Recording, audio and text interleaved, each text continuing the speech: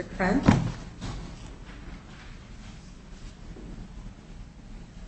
Good morning, Your Honors. Good morning. In the midst of the sensationalized atmosphere of this trial, there was a series of evidentiary errors which undermined Mr. Peterson's right to a fair trial. I want to focus first on the over 10 hearsay statements of both Kathleen and Stacy that were foundational to the prosecution's case and formed the basis to the case. And the hearsay statements directly implicated defendant and Kathleen's death. That they were admitted only by virtue of the forfeiture by wrongdoing doctrine. And that's the trial court fundamentally erred in finding that those sets of statements could be admitted under the forfeiture by wrongdoing doctrine.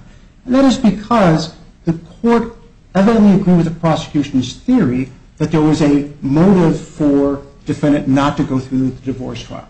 The motive was not to share his pension. The motive, they said, was perhaps to get sole custody of the kids.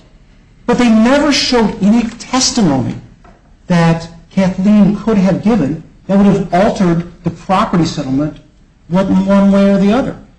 Indeed, we don't even know if she would have testified at the proceeding. So all we have is their idea of that maybe Mr. Peterson didn't want to share proceeds of his business, proceeds of his pension, or whatever. And that's what Giles, the U.S. Supreme Court decision Giles, demands of any kind of trial court to determine whether or not that there is preponderance evidence to show that the individual designed to make someone not testify. That was not done in this case. On that basis alone, the trial should be remanded.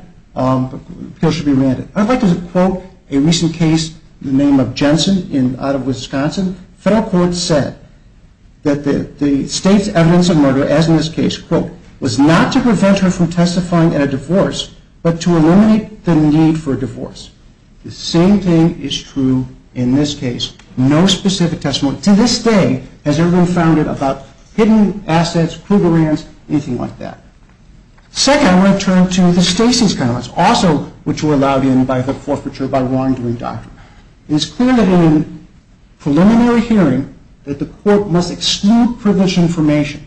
And in order to determine forfeiture by wrongdoing, the court, Judge White, studied or let in both evidence from Pastor Shorey as well as from Attorney Smith, as you've just heard. So I want to turn to Pastor Shorey, because but for that evidence coming in at the preliminary hearing, the forfeiture by wrongdoing finding would never have been made. The first thing that the court says is, well, Pastor Shorey, just so we're clear, are you arguing about their testimony at the preliminary hearing or trial? First, the preliminary hearing, because the preliminary hearing leads to the forfeiture by wrongdoing hearing, which then leads to the testimony. There's an appellate court decision, of course,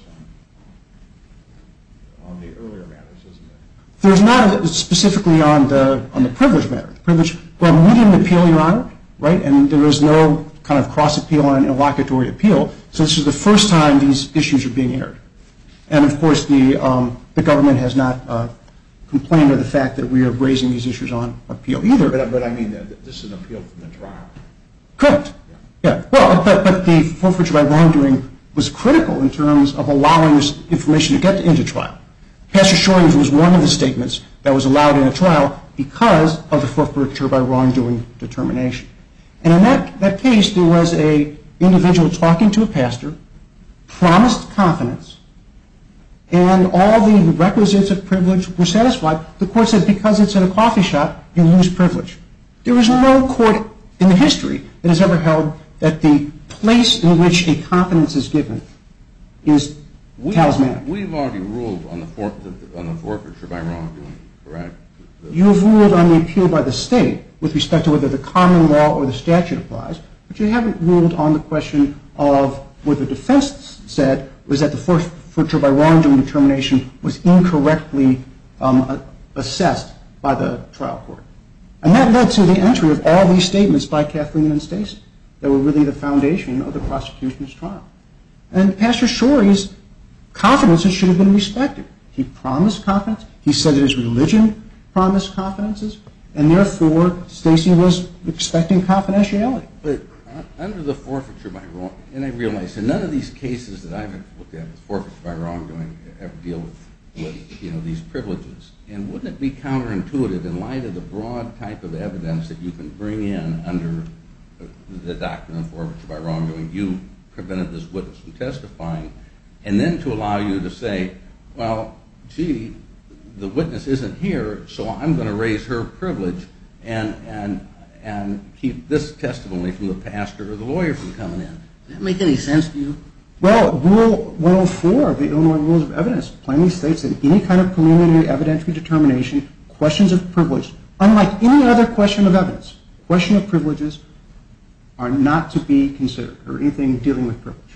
So that's standing to raise that. Well, first of all, in terms of standing, I think it's clear that in terms of first the pastor, he was the pastor for defendant as well. They both were counseled about their marriage. They both were counseled about issues. So he was entitled to raise the privilege. He could assert the privilege to not allow Pastor Shorey to testify to any conversation he had. But what privilege, what right does he have to assert that privilege against Stacey? Well, privilege is a question. No one's ever supposed to deal with privileged information. So if anybody raises the privilege, whether it's the prosecution or the defense or anything else, you're entitled to raise it. But in this case, when the defendant himself was being counseled on the marriage in a group counseling endeavor, which was testified to, then that entire level of questioning and answers should have been excluded. That's just basic therapist privilege 101. And so he had the standing. And indeed, in terms of Attorney Smith, there we know that the attorney-client privilege survives death. So if the attorney-client privilege survives death, then of course that suggests by its very nature that a third party can raise the privilege at that time. So I think it's very much But he didn't have any relationship with Mrs. Savio at that time that would have allowed him to assert that privilege. I mean, they had a bifurcated hearing prior to her death. They were divorced. He was remarried. I mean, I don't see, if her estate wanted to assert that privilege, I think they would be able to do so. How else would this be enforced, a privilege, right? If someone, after someone dies, if an attorney then wanted to breach the confidence, who else would be in a proceeding in order to assert privilege? The only way that the privilege can be sustained is if third parties have standing to assert the privilege. And again, with the counseling with Pastor Shorey. I agree with you. I just don't know that he is the third party that can assert that privilege. I think that there are certainly people that could assert that privilege on behalf of the decedent, the known decedent, Kathleen Savio. But I want to know what allows your client to raise that privilege. Well, with respect to the attorney issue, there I don't think there's any kind of procedural innovation which suggests before an attorney can testify, a notice has to go out to an estate.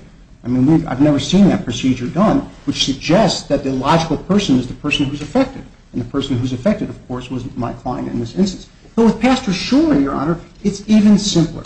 With Pastor Shorey, the issue is he was one of the people that was being counseled by Pastor Shorey about the very difficult, troubled marriage. So clearly he had standing with respect to Pastor Shorey, and I don't think anyone has challenged it below. Finally, to the last evidentiary point, which again I think is pretty very important, is the fact that there was bad acts evidence that was admitted at trial when no notice was given as required under the Illinois evidentiary rules, under Rule 404.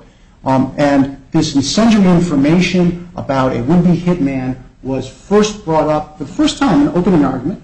The court clears it. The courtroom says, you can't do that. And then only later changes his mind and says, well, okay, I was wrong. You can do that. You can bring it in, even though there was no pretrial notice. And the good cause given by the judge was the fact that we were on notice that he may have been called.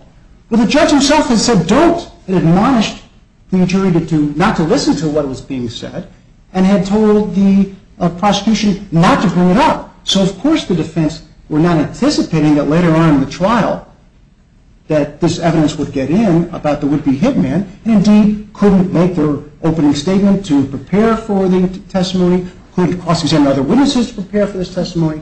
So there's a clear violation of Illinois rules of great momentous import to the trial, and on that basis alone, again, the verdict should be overturned. Any questions, Your Honors? Thank you, Mr. Krein. Thank you, Your Honor.